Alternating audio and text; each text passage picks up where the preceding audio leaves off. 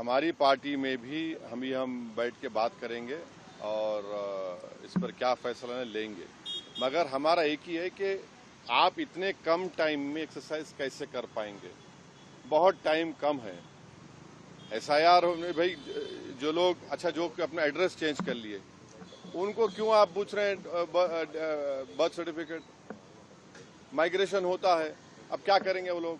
मैं हैदराबाद में बैठा हूँ, तेलंगाना के मुख्तलिफ गाँव से हर मेरे ऑफिस को कभी 10 लोग कभी 20 लोग बिहार के आते हैं कि हम यहाँ पर लेबर हैं, बताओ हम क्या करना चाहिए। अब उनके पास पैसे भी नहीं है वापस जाने बिहार को। परेशानी वो होगी क्योंकि लॉ तो बोल रहा है कि उनको रहना पड़ेगा वहाँ पर। वो गए इसलिए कि बिहार में कुछ है ही नहीं, कोई सरकार ने उनका रोजगार का इंतजाम किया ही नहीं, तो मजबूरी उनकी है, बाहर बैठे हैं। तो ये सब प्रॉब्लम्स हमने ईसीआई के सामने रख के हमने कहा इसका तो आप सोल्यूशन निकालिए।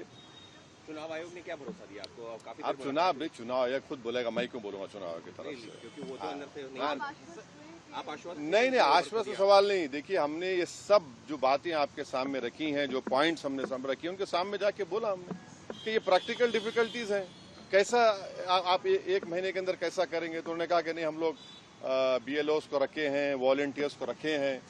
तो ये इसका डिफिकल्टी ये है कि जल्दबाजी में अगर 15-20% लोगों के नाम भी मिस हो गए और फिर आप देखिए मिस जब हो जाएंगे तो उसका सिटीजनशिप का मामला हो जाएगा। ये तो आप वही तो आसाम का डिओटर हो जाएगा फिर।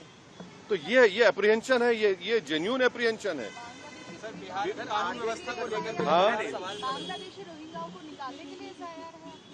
अरे देखिए फिर 2024 में किसको वोट डालने दिया आपने? 24 में आपने वोट दिया, मैंने वोट डाला बिहार में। हमारा देखिए एक सिनारियो विजुअलाइज करिए आप लोग।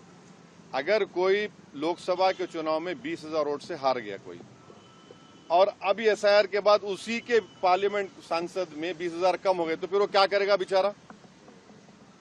उसको राइट मिलना चाहिए। राइट तो रिकॉल तो हमारे पास नहीं है।